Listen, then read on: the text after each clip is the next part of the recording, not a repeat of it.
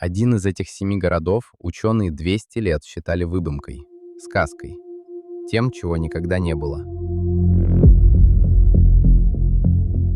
А потом водолаз спустился на дно и уперся рукой в 5-метровую статую. Город существовал все это время. Просто лежал под водой и ждал, пока кто-нибудь догадается посмотреть. Знаете, я по жизни человек предметный. Я привык, что если что-то стоит, у него есть фундамент, несущие стены, расчет нагрузки. Если что-то рухнуло, значит где-то ошиблись в расчетах или подвел материал. И эти 7 историй я для себя разбирал именно так. Не как сказки, а как объекты. Что построили, на чем оно стояло, почему ушло под воду. 6 из этих городов абсолютно реальны. К ним можно нырнуть хоть завтра. А 7-го, возможно, не существовало вовсе. Но спорят почему-то именно о нем, громче всего. И вот что я вам обещаю. К концу видео вы поймете одну неприятную штуку. Граница между легендой и фактом тоньше, чем слой воды над этими руинами. Досмотрите до финала, там самая важная история. Про город, которого может и не было. И сразу маленькая просьба, пока мы не нырнули. Напишите в комментариях одно число, от 1 до 7. Какой из городов, по-вашему, окажется самым невероятным? Загадали? Запомните, в конце вернемся и проверим. Подозреваю, многие промахнутся. Поехали. Первая точка – Египет, Средиземное море. Побережье Египта, у самого устья Нила. Залив Абукир. Начинаю с него не случайно. Гераклеон – это история о том, как все ошибались 2000 лет подряд. О нем писали древние – Геродот, Диодор. Описывали огромный город-порт, главные морские ворота в Египет. По преданию, сюда заходил сам Геракл, отсюда и название. Греки звали его Гераклеон, египтяне – Тонис. И вот столетиями историки читали эти строки и пожимали плечами. Города нет, руин нет, ни камня. Вывод напрашивался, приукрасили. Мало ли что напишут. А теперь представьте картину. 2001 год. Подводный археолог Франк Годио работает в мутной воде залива Абукир. Видимость почти нулевая. И вдруг прямо перед ним из ила проступает лицо. Каменное лицо статуи высотой в 5 метров. Город был там, все это время, под водой, в темноте, в тишине. И это не пара обломков, это целый затонувший мир. Колоссальные статуи богов, руины большого храма, десятки кораблей на дне, нетронутые, сотни якорей, золото, монеты и каменные плиты с надписями, в том числе плита с именем города, которая закрыла все споры. Да, это он. А теперь то, что мне как инженеру тут особенно цепляет. Что его погубило? Город стоял на отвратительном основании, на рыхлых, насыщенных водой грунтах Нильской дельты. Любой, кто хоть раз заливал фундамент, понимает, чем это пахнет. Добавьте землетрясение и медленный подъем моря, и получаете разжижение грунта. Это когда насыщенная водой почва под нагрузкой ведет себя почти как жидкость. Тяжелые каменные здания просто продавливали основание под собой и тонули в нем. Медленно, квартал за кварталом, веками. Запомните этот город. Гераклеон – наш первый якорь. Главная мысль – иногда легенда – это просто факт, до которого еще не докопались. Держите ее в голове, в финале она сработает. Дальше – Греция, самый юг полуострова Пелопоннес. Прозрачная вода, мелководье, а под ним то, что старше египетских пирамид. Павла Петри. Нашли его еще в 67-м. И первое, что цепляет, он почти у поверхности. Глубина 3-4 метра. План города видно прямо с лодки, достаточно заглянуть в воду. И это именно план, не куча камней. Под водой читаются улицы, контуры домов, внутренние дворы, отдельные комнаты и что-то очень похожее на систему водоотведения. Вот тут я ловлю профессиональный кайф. Ученые сделали полную планировку Павла Петри, целиком как чертеж. Я этим зарабатываю на жизни, разложить объект на план, понять, где что и как соединяется. И когда видишь древний город, разложенный вот так, поэтажно и поквартально, понимаешь, что люди 5000 лет назад мыслили теми же категориями. Где жилье, где проходы, куда уходит вода? Да, 5000 лет, бронзовый век, а может и раньше. Эти улицы проложили, когда еще не родился ни один фараон, чье имя вы вспомните. Ни античной Греции, ни Рима. Один из древнейших затопленных городов, что вообще известно науке. Почему ушел под воду? Землетрясение. Этот кусок Средиземноморья буквально дышит, земля медленно опускается. Опустилась настолько, что море накрыло город. Гераклион и Павла Петри — это твердое дно под ногами, в прямом смысле. Два реальных города, тут вопросов нет. А вот дальше мы заходим туда, где факты начинают мешаться с легендами. И чем дальше, тем горячее. Третья точка — Индия, штат Гуджарат, Аравийское море. И первая по-настоящему скользкая история.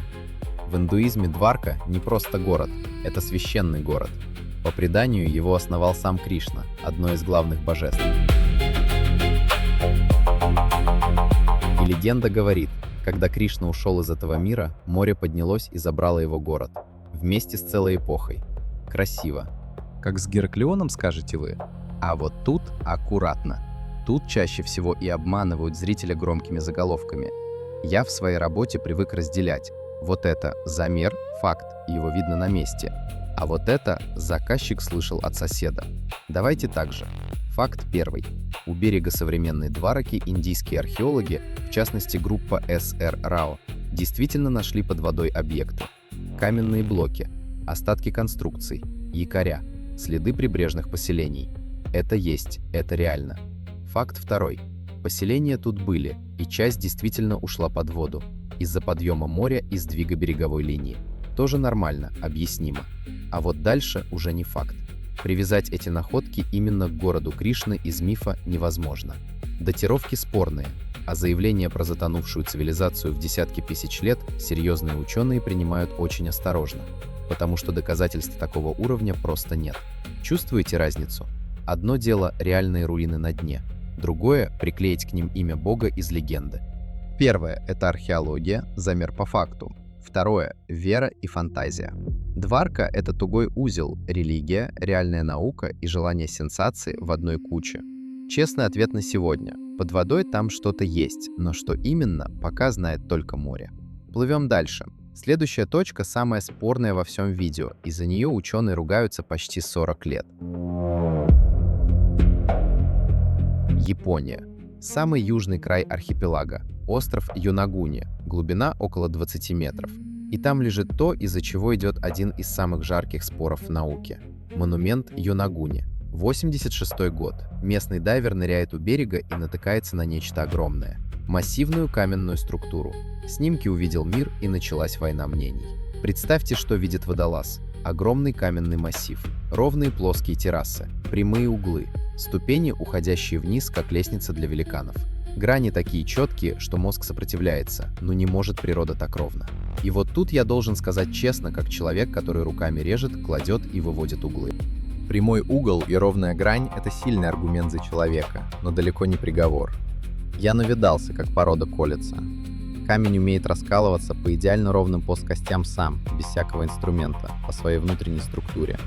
Так что прямой угол под водой меня одного по себе не убеждает. Нужно смотреть глубже. Отсюда две позиции, оба лагеря серьезные. Позиция первая. Профессор Масааки Кимура из университета Рюкю изучал монумент годами и говорит, это сделано руками. Хотя бы частично. По его версии, террасы и постройки, которые ушли под воду в конце ледникового периода, а значит, им может быть около 10 тысяч лет. Позиция вторая. Геолог Роберт Шох и многие другие отвечают спокойно. Это природа. Местный песчаник раскалывается ровно, по прямым линиям и под прямыми углами. Это его свойство. Добавьте сильные течения, которые тысячелетиями обтачивали камень, и вот вам лестница, которую никто не строил. Так кто прав? Скажу прямо, однозначного ответа нет. Прямо сейчас наука вердикт не вынесла. Это не разгаданная тайна, а живой открытый спор. Поэтому предлагаю то, что мы на Параллаксе делаем всегда. Не верьте на слово. Ни Кимуре, ни Шоху, ни мне. Посмотрите на кадры Йонагуни. А рядом на природные скалы с прямыми углами. Их на Земле полно. И решите сами. А свое мнение киньте в комментарии. Человек или природа? Мне правда интересно, что выберете именно вы. Особенно, если вы тоже работаете руками. Поднимаемся со дна, чтобы тут же нырнуть снова. Теперь в город грехов. Италия, Неаполитанский залив. Тут под водой лежит место, о котором римляне говорили с завистью и вполголоса. Бая. Если бы у Римской империи был свой закрытый курорт, это была бы она. Сюда съезжалась вся верхушка. Сенаторы, полководцы, императоры. Роскошные термы, мраморные виллы, фонтаны, мозаики. Но прославилась Бая другим. Античные авторы описывали ее как город наслаждений и разврата. Место, где знать снимала маску приличий. Пили, любили, отдыхали подальше от чужих глаз. Город грехов. Буквально. И этот город удовольствий получил свою расплату. По крайней мере, выглядит это именно так. Хотя дело, конечно, не в богах, а в геологии. И вот тут опять инженерная история. Причина называется брадисейсм. Медленное движение Земли вверх-вниз из-за вулканов. Бая стоит прямо на Флегрейских полях, на огромной вулканической системе, которая до сих пор живет. Земля тут то поднимается, то опускается. И часть роскошной Баи плавно, без шансов, ушла под воду. Не обвал, не катастрофа за ночь, а медленная просадка. Знакомая, в общем-то, беда. Основание ведет себя не так, как от него ждали, и постройки идут вниз. А теперь красивая. Сегодня затонувшая Бая — это подводный археологический парк. Дайвер может проплыть прямо над римскими улицами, заглянуть в затопленные виллы, увидеть мозаичные полы, по которым ходили императоры, колонны, статуи. Все лежит на дне, и в чистой воде видно каждую деталь. Представьте, вы плывете, а под вами проплывает целый римский город. Город грехов на дне моря. Это твердый факт, и похоже на сон. А следующий город затопила не природа, не боги, не время. Его утопили люди, сознательно. Китай, провинция Чжэцзян. Совсем другая история, никаких легенд и вулканов, только решение человека. Город Шичен, его называют львиным городом. Старинный китайский город, очень старинный, больше 1000 лет истории. Древние крепостные стены, храмы, резные каменные арки, тонкие орнаменты. Настоящая жемчужина традиционной архитектуры. И в 1959 году его приговорили к затоплению, намеренно. Здесь решили строить ГЭС и создавать огромное водохранилище. Сегодня это озеро Цяньдаоху, озеро Тысячи островов. Тысячи людей собрали вещи и навсегда ушли из своих домов, а город целиком под воду. И о нем почти забыли, на десятилетия. Утопили и вычеркнули. Но вот поворот. В начале 2000-х туда наконец спустились дайверы. И застыли. Вода не разрушила Шичен. Вода его спасла. Город сохранился почти идеально. Стены стоят как новые, резные арки целы, до мельчайшего узора. Уцелели даже деревянные балки, львы, орнаменты, надписи, все на месте, будто люди вышли вчера. И вот тут момент, который мне как отделочнику прямо в душу. Я постоянно вижу обратное, что с фасадом и деревом делают солнце, дождь, перепады температуры и циклы заморозки оттаивания. Дерево ведет, штукатурка отслаивается, камень крошится. Главный убийца отделки не вода сама по себе, а перепады и кислород. А тут стабильная температура, ни ультрафиолета, ни ветра, ни циклов промерзания. Идеальные условия консервации. Получилось так, что затопление, которое должно было город уничтожить, наоборот его законсервировало. Под водой он сохранился лучше, чем сохранился бы на воздухе. Шичен – твердый факт, и единственный в списке город, который поглотила не стихия, а сам человек. 6 городов позади, все 6 реальны. А теперь обещанный финал. 7-й город. Тот, ради которого стоило досмотреть. Тот, которого, возможно, не было. Атлантида. Самый знаменитый затонувший город в истории. И тот, который никто никогда не нашел. Откуда мы вообще о ней знаем? Источник один. Единственный. Древнегреческий философ Платон. В диалогах Тимей и Критий он описал могущественную морскую державу – Атлантиду. Великая цивилизация, огромный флот, баснословно богатые города. А потом атланты возгордились, пошли войной на весь мир, и боги их покарали.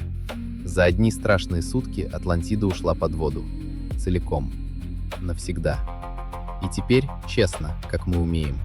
За 1000 лет поисков не нашли ни одного доказательства, что Атлантида существовала.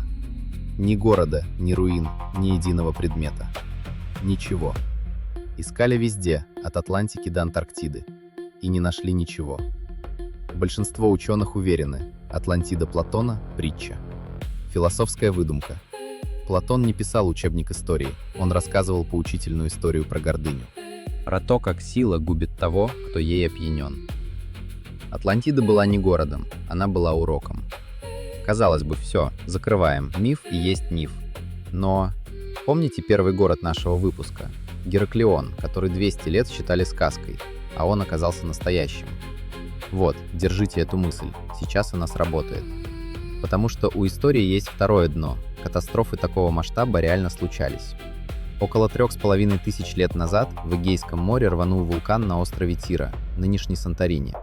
Взрыв был такой силы, что фактически уничтожил минойскую цивилизацию, блестящую морскую культуру с центром на Крите. Процветающий народ, великолепные дворцы, сильный флот. И все это подкошено за исторический миг. Извержение, цунами, закат целой эпохи. И многие исследователи задают один вопрос. А что, если память об этой реальной трагедии, о гибели великой морской цивилизации, передавалась из уст в уста, искажалась, обрастала деталями, и через века превратилась в легенду, которую и записал Платон? Мы не знаем. И, честно говоря, скорее всего, не узнаем никогда. Но вот в чем для меня главный итог. 7 городов. Гераклион считали сказкой, а он реален. Павлопетри и Бая лежат на дне, и к ним можно нырнуть хоть завтра. Шичин утопил сам человек. Дварка и Йонагуни – открытые вопросы, споры о которых еще кипят. А Атлантида – может чистый миф, а может далекое, искаженное временем эхо настоящей катастрофы. И граница между легендой и фактом оказывается тоньше, чем слой воды над этими руинами. Я по работе привык. Если объект стоит, значит кто-то его рассчитал и построил. И когда я смотрю на эти города на дне, мне все время хочется задать тот самый вопрос, с которого начинается любая моя работа. А кто это построил и почему оно ушло под воду? Иногда ответ есть, иногда пока нет. А иногда сказка — это просто правда, которую еще не достали со дна. Кстати, вспомните свое число. То, что загадали в начале, сошло с тем, что удивило сильнее всего? Напишите в комментариях, мне правда интересно. И если это видео заставило вас иначе взглянуть на грань между мифом и фактом, вы знаете, что делать. Подпишитесь на Параллакс. Здесь мы меняем угол зрения. До встречи. И поаккуратнее с тем, что называете легендой.